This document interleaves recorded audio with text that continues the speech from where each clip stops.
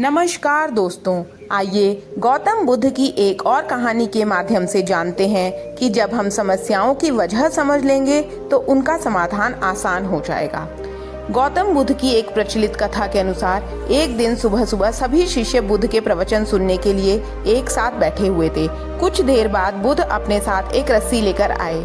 तथागत के हाथ में रस्सी देखकर सभी शिष्यों को हैरानी हुई। बुद्ध अपने आसन पर बैठे और उन्होंने रस्सी में एक के बाद एक 3 गांठें बांध दी।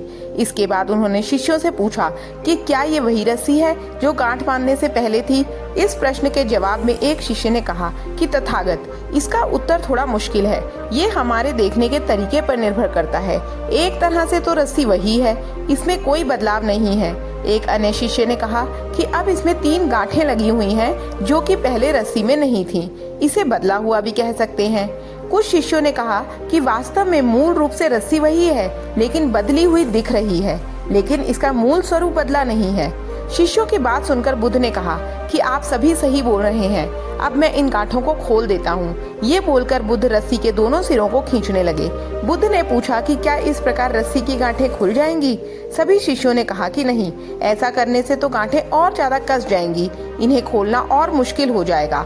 बुद्ध ने कहा कि ठीक है, अब एक अंतिम प्रश्न, इन गांठों को खोलने के लिए हमें क्या करना होगा? शिष्यों ने कहा कि हमें इन गांठों को ध्यान से देखना होगा, जिससे हम जान सके कि इन्हें कैसे लगाया गया है। इसके बाद हम गांठें आसानी से खोल सकते हैं।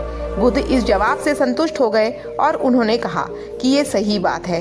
हम परेशानियों में फंसे रहते हैं और बिना कारण जाने ही उनका हल खोजने लगते हैं, जबकि हमें पहले समस्याओं के मूल को समझना चाहिए। जब समस्याओं की वजह समझ आ जाएगी तो उन्हें सुलझाना बहुत ही आसान हो सकता है। धन्यवाद दोस्तों, आपको ये कहानी कैसी लगी? यदि कहानी पसंद आई हो तो इसे लाइक करें, शेयर करें और मेरे चैनल को सब्सक्राइब करना ना भूलें। धन्यवाद। आपका दिन मंगलमय हो।